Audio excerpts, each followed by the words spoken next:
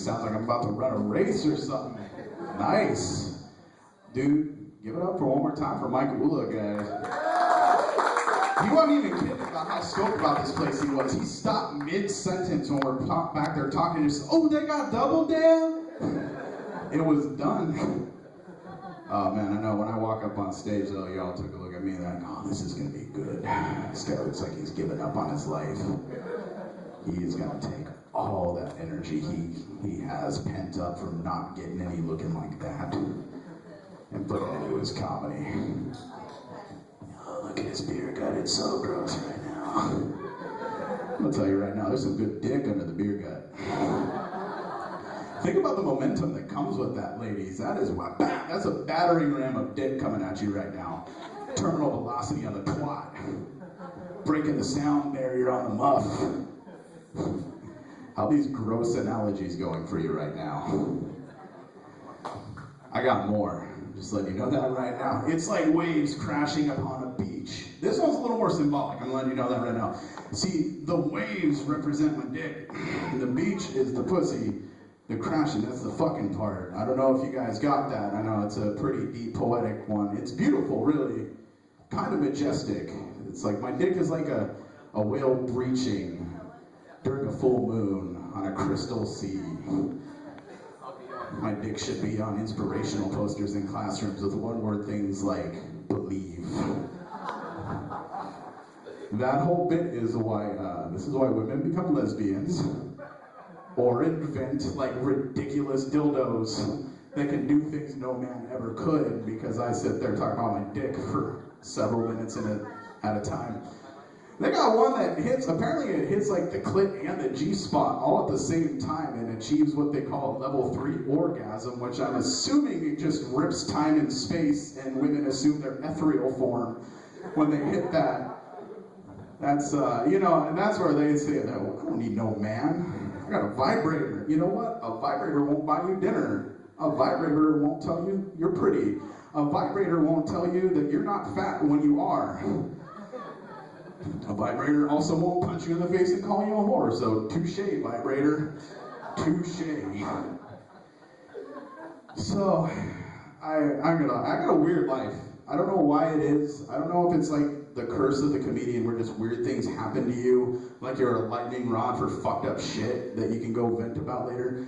I was walking around the other day in my Thundercats shirt because I'm a cool 30-something-year-old adult, and I had like this douchebag bro see me from like across a parking lot. He's like, "Hey bro, Thundercats!" I was like, "Yeah, Thundercats, man." He took that as an invitation for a conversation that I never wanted to have. Comes over. Yeah, man, Thundercats are awesome. Like, that's cool, guy. I don't feel like talking to you, but let's do this. Hey, did you hear they're going to make a Thundercats movie? No, I haven't heard that, and I feel like you're making this up right now. It's going to be directed by Michael Bay. Oh, okay. Well, that sounds disappointing if that really happens. If there's anybody in the planet that I could kill, it'd be Michael Bay. First of all, that escalated way more quickly than I anticipated. Second, I was almost jealous of the fact that this guy went from like a seamless transition from like, hey, Thundercats to guess who I would kill if I had magic powers. He made it though. Then it's just funny to me that that was his like, in his wildest fantasy, he can go back in time and change one thing. He didn't pick killing Hitler, not even Coney. Remember when we hated him for like a minute? We got him, right? Nobody talks about it anymore. I'm assuming we got Coney. Go internet. No, he picked Michael Bay because he's disappointed by the Transformers movies. Like, Holocaust is pretty fucked up, but Bumblebee's not supposed to be a Camaro, goddammit. That's my life, guys. Because I'm a winner, I also ride the trolley. How many of y'all have ridden the trolley here? Yeah. Anybody feel like every time they advertise that on TV, it's not really reflecting the trolley riding experience? I decided I need to make up a few new trolley slogans for them, like, ride the trolley, it's San Diego's high-speed urinal. Ride the trolley, clean enough to do your meth off the floor now. Ride the trolley, guys. It's a living museum of broken dreams. Ride the trolley. I bet you wish you paid your fucking parking ticket, huh? Or my personal favorite, ride the trolley, the blue line's for Mexicans.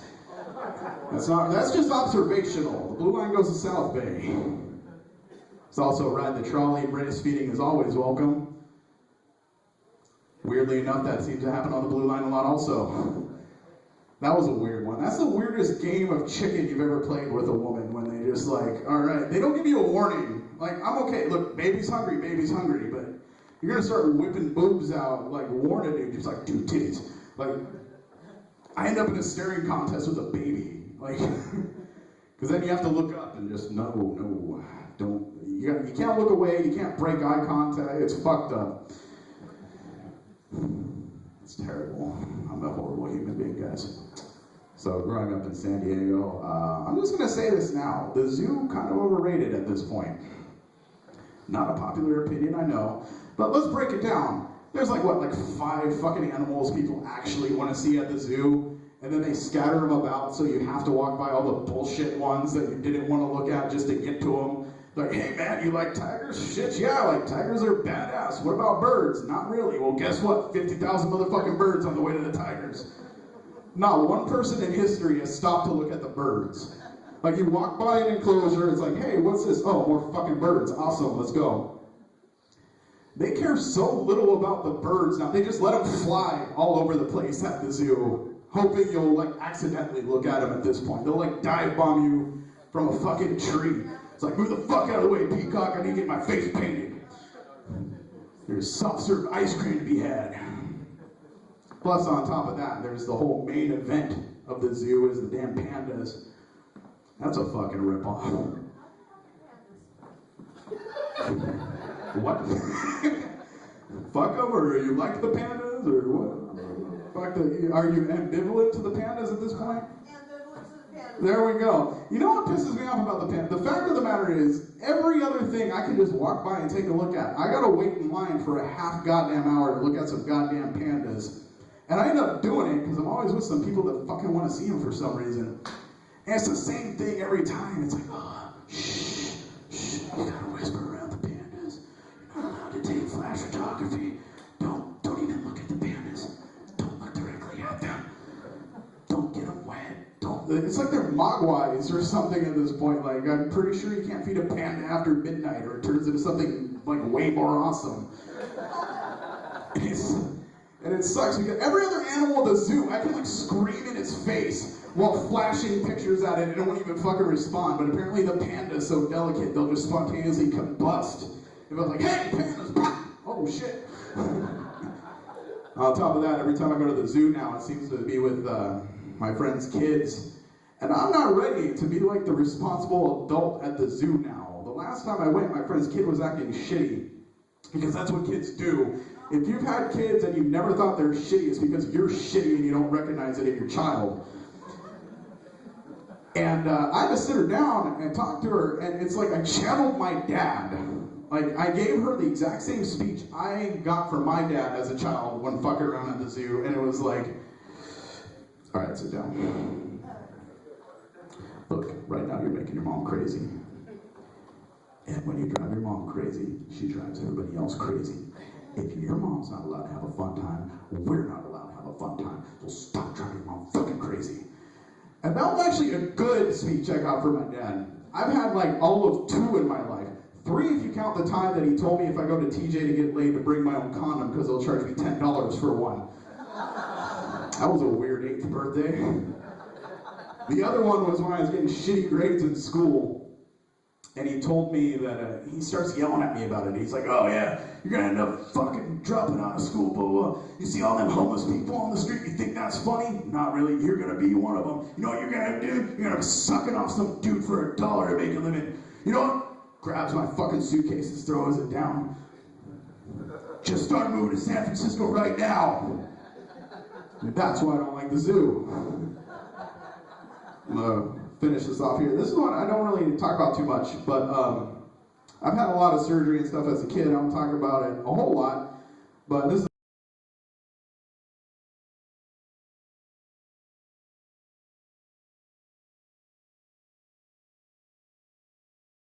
my dick swollen. That's the only way to put it. Like, to ridiculous degrees. And I was 12, so when they're like, oh, we're gonna have to do something about that, they brought a nurse in and she had some like topical ointment. 12-year-old Mike was like, oh shit, someone's gonna touch my dick. I was thrilled about this, despite everything. She's like, okay, should I apply this or should you? You? This is your time. This is your time. She pulls back the blanket. Oh, your poor penis. Now, there are several times in a young man's life that defines him for the rest of his life. Your first kiss, your first love, your first heartbreak. I forever have to live with the fact that the first time someone other than my mom saw my junk, the first words out of her mouth was, oh, your poor penis. But it served as a good lesson for me because I just responded, you know what, I'm going to just take care of that myself. And that has served me well to this day. I've been Mike Castleberry. Thank you guys.